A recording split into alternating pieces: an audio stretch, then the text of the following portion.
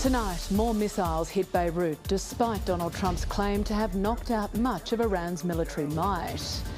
And the government under growing pressure to help the thousands of Australians stranded in the Middle East get home. Yuma, good evening. I'm Adrienne Francis, coming to you from Ngunnawal country, and we also acknowledge others with connections to the lands of the ACT. This is ABC News.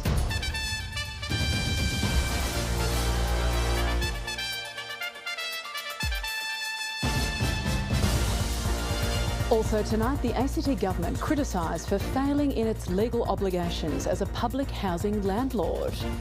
After 50 years supporting the community, ACT Shelter warns its future is at risk.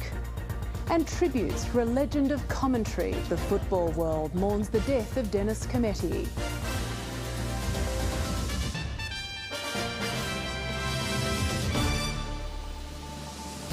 There are major concerns tonight for more than 100,000 Australians in the Middle East as the widening war sees strikes intensifying in what are usually safe haven Gulf countries.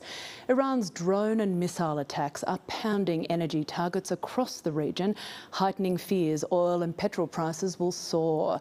As countries throughout the Gulf are pounded, there's deepening travel chaos with tens of thousands stranded. There are 24,000 Australians in the UAE alone. The first to get out are on their way home, but as European countries repatriate their citizens, Australia's government is under growing pressure to do the same. We begin our coverage tonight with Matthew Doran in the Middle East.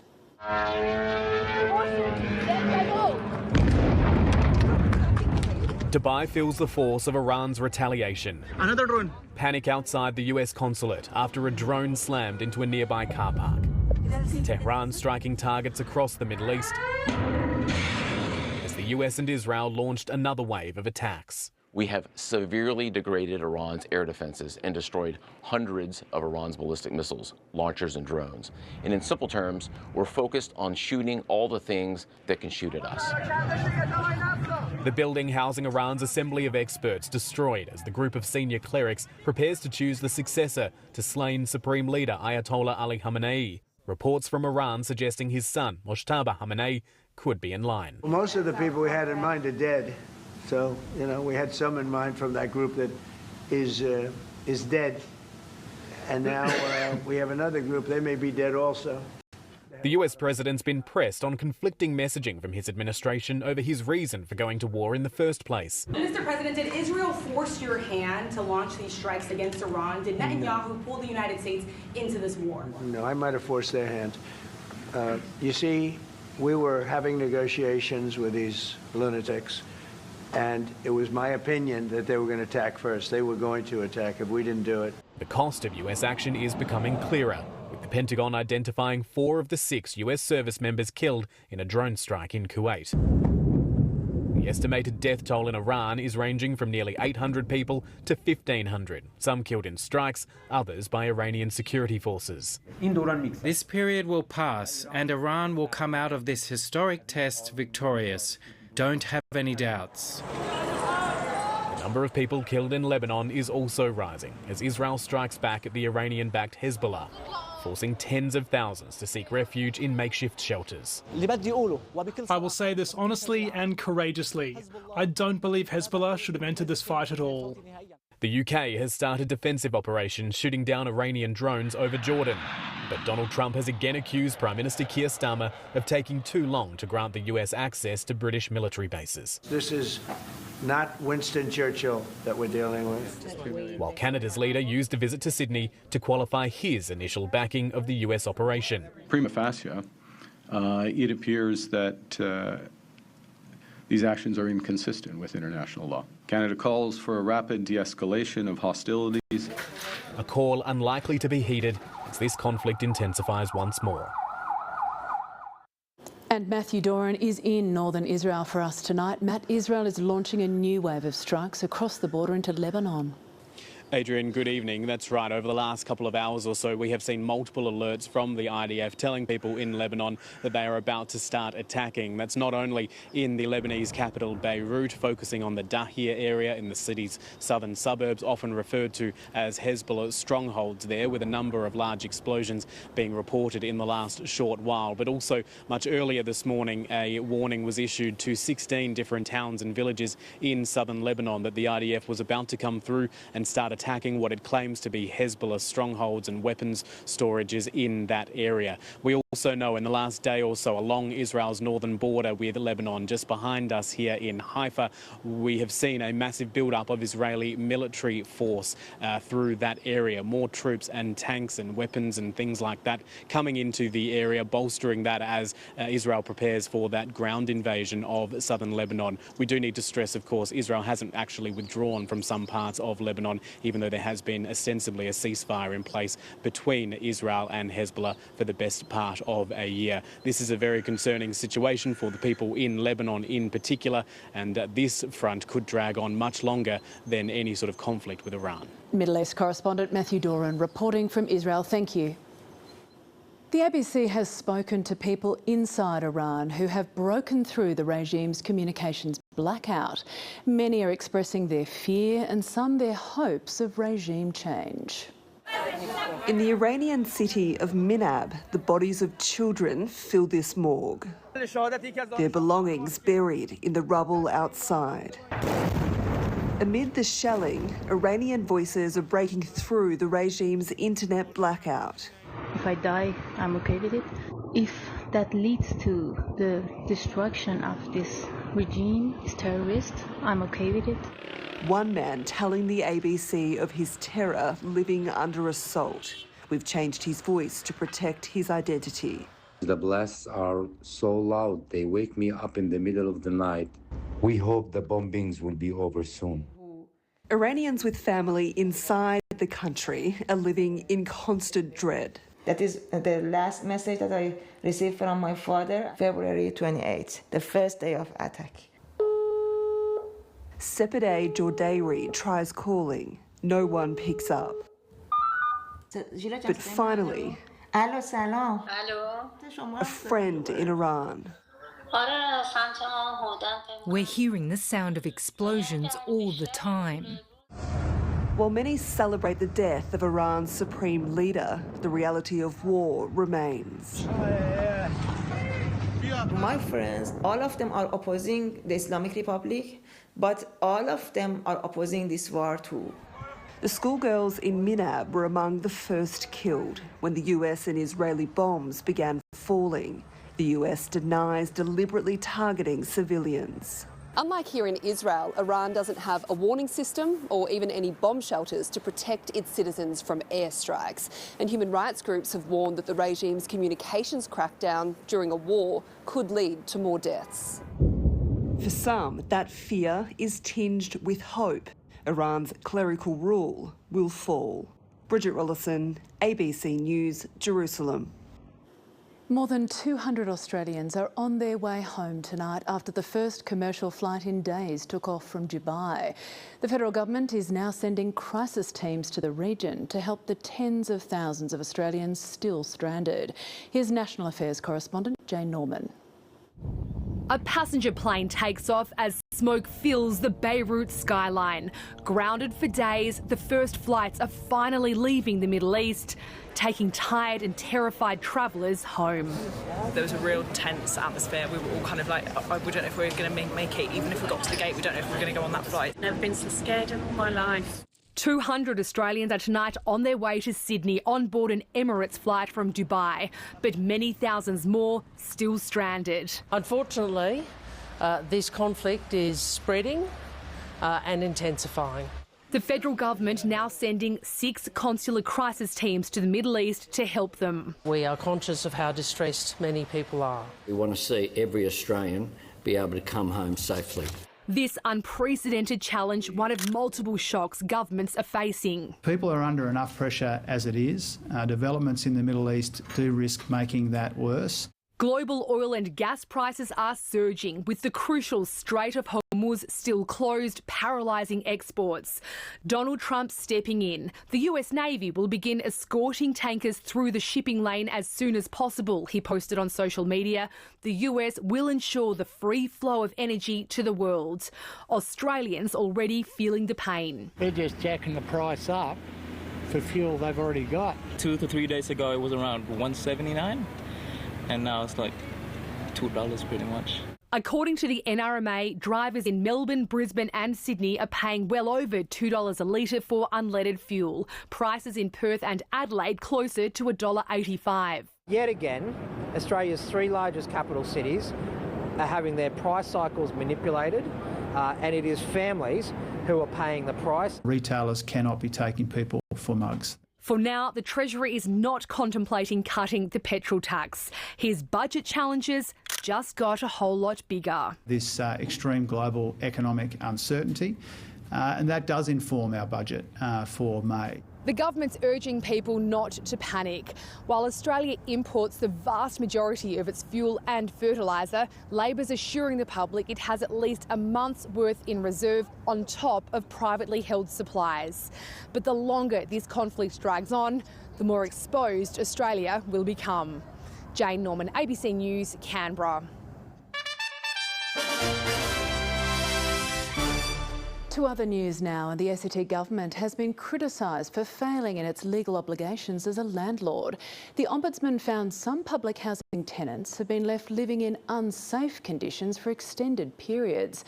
The government has already committed to improvements, including bringing repair and maintenance work in-house, but some residents aren't hopeful that will lead to positive change. For residents of this complex in Turner, constantly seeking maintenance and repairs has been exhausting. Instead of focusing on building and fostering community, we are instead focusing on things like mould problems and, trying to get the bare essentials done. Andy Coogan says just getting a dog door for his assistance dog at his home in Florey took 5 years, not to mention the mould and maintenance headaches. I feel belittled, humiliated, I feel worthless. But more so, I feel angry.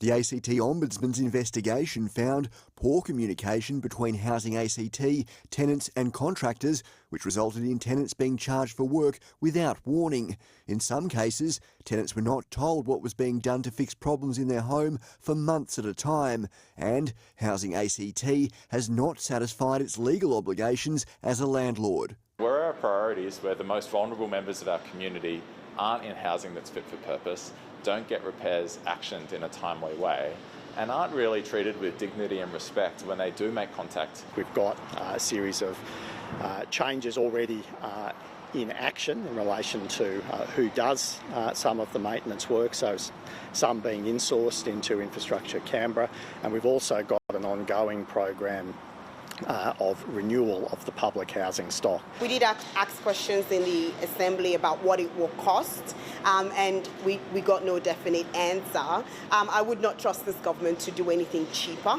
The government says it's committed to delivering on the Ombudsman's recommendations, including updated performance indicators, processes and services with what it calls a citizen-centric approach. Harry Frost, ABC News, Canberra. The ACT Auditor-General has issued a highly critical report of the government's home buyers concession scheme. The report acknowledges that since 2019 the scheme has helped more than 25,000 households buy a home, but it also finds the scheme's rules are complex and it criticises poor communication, rigid penalties and a lack of support for people who are facing financial hardship. The report provides 8 key recommendations aimed at improving the scheme and how it's run. In response, the ACT Revenue Office said it had already updated the scheme and it would investigate opportunities to further improve administrative practices. A not-for-profit housing organisation that has helped Canberra's homeless people and low-income earners for more than 50 years says its future is at risk. ACT Shelter has had its funding halved and says it's surviving on reserves that won't last the financial year. It was 1975 when a group of 30 Canberrans formed ACT Shelter. representing the voice of the poorest, the homeless and the most disadvantaged in the housing sectors at that time. As housing sprawled across Canberra, Shelter combined research and work with charities to provide a voice for tenants to government. Bureaucracy was often quite removed from the people they were providing housing for, and of course in the private sector there were virtually no tenants' rights in those years. It has a proud history, but there are now fears that legacy is under threat. We had our funding effectively, it was nearly halved in 2024. And since then, we've really cut back to the barest minimum. A grant under the Labor Greens ACT government saw the organisation receive an average of $380,000 per year for 3 years, but that's now dropped to just $192,000. They've requested a funding boost to stay afloat. Without that funding, we won't be able to continue in the current form. We will have to lose the staff, our office, and we won't be able to continue to employ a full-time CEO. St Vinny's says it's crucial Shelter can still provide a voice for what's happening on the front line. We can see people are just one financial issue away from slipping into homelessness, and there are a lot of people in our community who are experiencing those pressures. They say ACT Shelter is underfunded compared to similar organisations in other jurisdictions and plays a critical role. Without them, the ACT government is not really going to get the intel and the insights that they need to design policies to prevent homelessness. A call for help so they can continue answering calls for help. Peter Lusted, ABC News, Canberra. South Australian police say a second relative of missing 4-year-old Gus Lamont is not cooperating with their investigation. The boy's disappearance from a sheep station in the state's far north was last month declared a major crime. At the time, police said a person living on the property was a suspect and wasn't cooperating. The little boy has been missing since September, sparking a series of major searches. Police won't comment on the number of suspects in the case. Yeah, we're still working with Gus's mum and dad, and there are other members of the family who are no longer cooperating. US Homeland Security Chief Kristi Noemi has been grilled by Congress over the shooting deaths of 2 US citizens at the hands of federal agents in Minneapolis. Ms Noemi faced tough questioning from both Democrats and Republicans over the aggressive tactics used by immigration agents. She refused to retract her comments describing Renee Good and Alex Pretty as domestic terrorists. Outrage over their deaths saw the Trump administration shift strategy from mass citywide crackdowns to a more targeted approach. Australia's economy is growing at the fastest rate in almost 3 years, and the stronger than expected result has economists tipping a rate rise from the Reserve Bank in the coming months. Despite enormous pressure on the construction industry to supercharge home building, the sector is shrinking. We're currently at about half capacity at the moment. Scott Bainen's frustrated he can't build homes any faster. So a lot of development apartment projects that are on the books at the moment for a lot of developers, they don't stack up for land costs and the cost of construction. The latest official figures show productivity flatlining in the 3 months to December. Economy, but one of the best things we've got going for us is the fact that business investment has come up. The economy grew at its fastest pace in almost 3 years in the December quarter, expanding 0.8% and 2.6% for the year. Public sector spending outpaced the private sector, but because it's much smaller, they both contributed equally to growth. We have very substantial challenges in our economy, but these numbers show that we've got very substantial advantages as well. This government continued to pour debt petrol on the inflation fire of the economy, and they've continued to rack up debt in a situation now where Australians are completely exposed. The wild card for the economy is how much the Middle East war will turbocharge inflation. With productivity flat and the economy already struggling to cope with the level of demand, further interest rate hikes could be on the cards. They would move if they saw inflation expectations actually pick up. They'll be nervous. We expect that they will raise rates in May. Anxiety all round as the global economy braces for a shock. David Taylor, ABC News. Global share markets fell heavily today as investors became increasingly worried about the impact of the war in Iran. Here's Alan Kohler. The Dow Jones average of American blue chips fell 2.6% at the opening and managed to recover during the day to finish less than 1% lower, as did the S&P 500. But look what's going on in Korea today. The share market there has crashed more than 10%, and shares in Japan, France and Germany are down more than 3%. In Australia, the market shrank about $50 billion with falls across the board. Miners, banks and retailers. Gold and silver fell sharply because a lot of traders had to sell them to cover their share trading margin calls. But the oil price kept rising even as Donald Trump put out a post on Truth Social saying he'd ordered the US Development Finance Corporation to provide political risk insurance to ships going through the Persian Gulf at a very reasonable price. And if necessary would ask the Navy to escort them through the Straits of Hormuz. And the Australian dollar is down against all other currencies. Now, here's a graph comparing the oil price rise this time with the median of all geopolitical shocks since 1980, obviously not including the two oil shocks of the 1970s. It does include the Iran-Iraq war, the Arab Spring, two Gulf wars and Russia's invasion of Ukraine. Now, as you can see, this time is about half the course. Also, it usually takes about 4 to 5 months for the oil price to get back to where it was. Finally, some stuff from this morning's national accounts. Real GDP increased 0.8% in the quarter, as did total hours worked. So the growth in GDP per hour worked, otherwise known as productivity, was zero. So no sign of AI improving productivity yet, which might have something to do with this graph of domestic demand, which is the dotted line. Its two main components, government, that is all governments, including local and household. And it's pretty clear, isn't it? Here are the components of government or public demand. And well, it's not defence or investment, it's spending. And that's finance. Coming up on 7:30 with Sarah Ferguson, the rural by-election posing a crucial test for the new coalition leadership. The National and Liberal parties are at the precipice. Do they actually mean something to the community or don't they? We've been let down, I think, badly by the Nats, by the Liberal Party. One Nation are going to get huge support out here. They really are.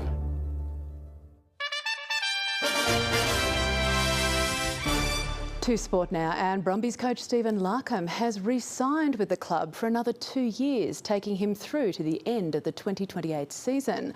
Larkham says the decision was based on wanting to stay in his home city and also his excitement about the current Brumbies squad.